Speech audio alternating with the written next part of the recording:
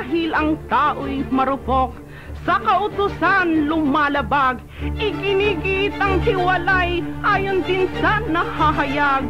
Ngunit hindi nararapat ang humanap ng ibang liyag, pagkat iya'y pangangalo niya sa Marcos 10 nahahayag.